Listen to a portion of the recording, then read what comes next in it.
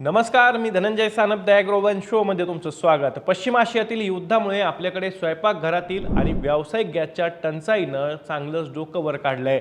2 आठवड्यापासून यावरून गोंधळ सुद्धा निर्माण झालाय.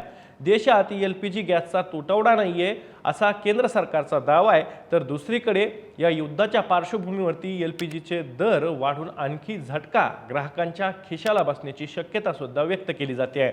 आता युद्धाला 3 आठवडे उलटलेत, पण युद्ध नेमकं किती दिवस चालेल याचा काही नियम नाही आहे. आले ट्रम्पशाहीच्या मना तिथे कोणाचे चालेना अशी सगळी गत आहे.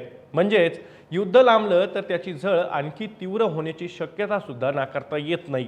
या सगळ्या राड्यात सामान्य माणसाच्या खिशाला फटका बसल्याशिवाय राहणार नाहीये. आता LPGचं एक उदाहरण घ्या ना. LPG गॅसची पुरवठा साखळी विस्कळीत झाल्यानं इकडे लगेच गॅसच्या सिलेंडरच्या किमतीत वाढ झाली. म्हणजे युद्धाची झळ आपल्या स्वयंपाकघरात सुद्धा पोहोचली. या पार्श्वभूमीवरती इथेनॉलवर चालणाऱ्या स्टोला परवानगी देण्याची मागणी एकूणच पुढे आली आहे. त्याला परवानगी मिळाली तर ग्राहक आणि शेतकऱ्यांना फायदा होईल असा दावा सुद्धा याच मागणीच्या जोरावरती केला जातोय. आता हा इथेनॉल स्टो आहे काय नेमका, त्याला परवानगी मिळाली तर शेतकऱ्यांना नेमका कसा फायदा होणार, केंद्र सरकार त्यासाठी परवानगी देणार का, सगळं काही जाणून घेणार आहोत आजच्या द ॲग्रोवन शोमधून. त्यामुळे तुम्ही व्हिडिओ शेवटपर्यंत नक्की बघा. तर पश्चिम आशियातील युद्धाच्या झळा आपल्या स्वयंपाकघरापर्यंत येऊन पोहोचल्यात. LPG सिलेंडर मिळत नाही म्हणून ग्राहक हैराण झालेले आहेत, पण यावर उपाय म्हणून केंद्र सरकारनं LPG सिलेंडरला पर्याय म्हणून घरगुती आणि व्यावसायिक वापरासाठी इथेनॉल आधारित स्टोला परवानगी द्यावी असा प्रस्ताव ग्रेन इथेनॉल मॅन्युफॅक्चरर्स असोसिएशननं केंद्र सरकारला पाठवलाय. हा प्रस्ताव केंद्र सरकारनं स्वीकारला तर इथेनॉलवर चालणाऱ्या स्टोला आपल्या स्वयंपाकघरातही आपल्याला जागा द्यावी लागेल. बरं, याचा फायदा शेतकऱ्यांना होईल आणि देशात स्वदेशी इंधनाचे पर्याय निर्माण होतील असा दावा सुद्धा या असोसिएशनच्या मार्फत केला जातोय. म्हणजे कसं, तर सध्या पश्चिम आशियातील देशांवर आपण LPGसाठी अवलंबून आहोत. आपल्याकडे मोठ्या प्रमाणात म्हणजेच 60% LPG आयात करावा लागतो. त्यासाठी खर्चही मोठ्या प्रमाणात करावा लागतो. त्याचा भारही आपल्या तिजोरीवरती पडतो.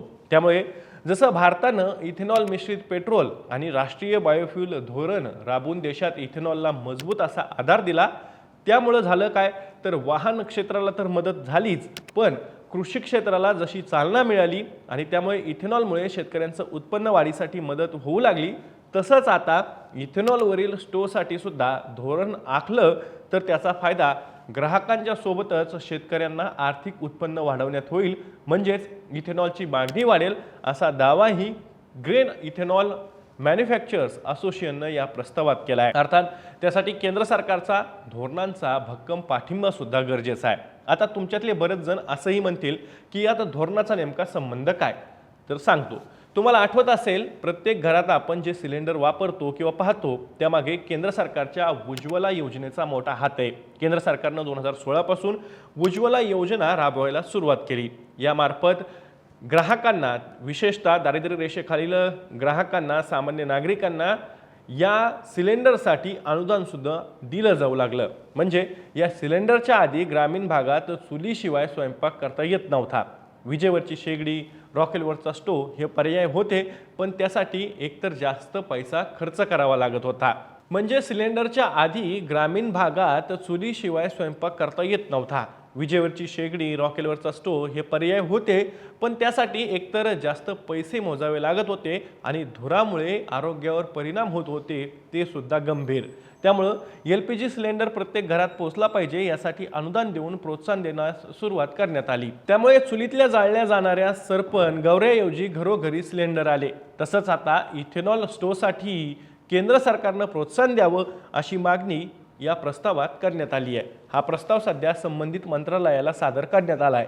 त्यामध्ये या प्रकल्पाचे पायलट प्रोजेक्ट राबवण्याबाबतही मागणी करण्यात आली आहे. एवढंच नाही तर यासाठी केंद्र सरकार, तेल विपणन कंपन्या आणि तांत्रिक संस्थांची मदत घेऊन त्याची व्यवहार्यता सुद्धा तपासून हा पर्याय योग्य ठरला तरच त्याचा वापर करावा किंवा त्याच्या वापराला परवानगी द्यावी असंही या प्रस्तावात असोसिएशननं नमूद केलं आहे. खरं म्हणजे देशात विविध पिकांपासून इथेनॉल निर्मितीसाठी संधी आहे. त्याचा वापर या प्रकारे इथेनॉलवर चालणाऱ्या विविध साधनांसाठी केला तर फायदा शेतकऱ्यांना काही प्रमाणात का होत नाही, मिळू शकतो. जगात अनेक देशांमध्ये सध्या इथेनॉलवर आधारित स्टोव्ह स्वयंपाकघरात वापरण्यासाठी परवानगी आहे. मोठ्या प्रमाणात त्याचा वापर सुद्धा केला जातो. एकतर इथेनॉलमध्ये स्वच्छ असे ज्वलनशील घटक आहेत घरात, त्यामुळे वायू प्रदूषणही कमी होतं.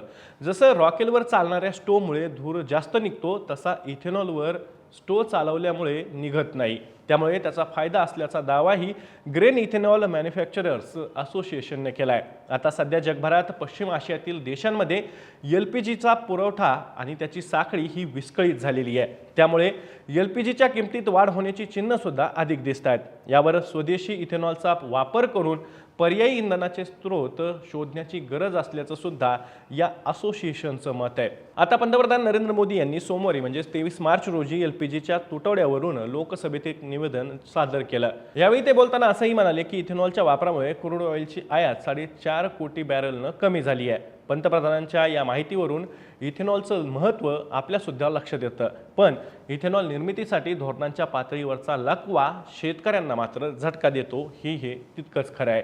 त्यामुळे धोरणांच्या पातळीवर भक्कम पाठिंबा देत इथेनॉल निर्मितीवर लक्ष केंद्रित करायला हवंय. केवळ शेतकऱ्यांना ऊर्जादाता संबोधून तो ऊर्जादाता होत नाहीये. त्यामुळं अधिकाधिक शेतकऱ्यांचं हित साधलं जाईल यासाठी प्रयत्न करायला हवेत. स्वदेशीचा नारा देताना केंद्र सरकारनं इंधन आणि ऊर्जेवरील अवलंबित्व कमी करण्यासाठी संशोधन आणि विकासावरही खर्च वाढवायला हवाय. त्यासोबतच इथेनॉल स्टोव्हसारख्या प्रकल्पांच्या तपासण्याही करायला हव्यात. मागच्या 2 आठवड्यात चुली पुन्हा पेटवा, रॉकेलचा वापर पुन्हा सुरू करा या उथळ चर्चेनं जरा जास्त जोर धरलाय. गोबर गॅसचा पर्याय सुद्धा समोर मांडला जातोय. परंतु या सगळ्यात इथेनॉल स्टोव्हसारखे पर्याय अधिक व्यवहार्य ठरू शकतात, कारण त्यातून शेतकऱ्यांना सुद्धा आर्थिक फायदा ग्राहकांसोबतच होऊ शकतो. मी या माहितीसोबत तुर्तास इथेच थांबतोय. तुम्हाला काय वाटतंय, इथेनॉलचा स्टोव्हचा पर्याय हा ग्राहक आणि शेतकऱ्यांसाठी फायदेशीर ठरू शकतो का? केंद्र सरकार या प्रकल्पासाठी प्रस्तावासाठी मंजुरी देईल का, परवानगी देईल का? तुमची जी प्रतिक्रिया असेल ती कमेंटमध्ये नक्की सांगा. मी दररोज संध्याकाळी 6 वाजता ॲग्रोवनच्या यूट्यूब चॅनलवर शेती आणि शेतकऱ्यांच्या हिताचे मुद्दे घेऊन असतो. त्यामुळे तुम्ही अजूनही ॲग्रोवनच्या यूट्यूब चॅनलला सबस्क्राईब केलं नसेल तर लगेच सबस्क्राईब करा. व्हिडिओ जास्तीत जास्त शेतकऱ्यांपर्यंत पाठवण्यासाठी व्हिडिओला लाईक आणि शेअर नक्की करा. आपण पुन्हा भेटू. तर तुम्ही तुमची आणि तुमच्या जवळच्या माणसांची काळजी घ्या.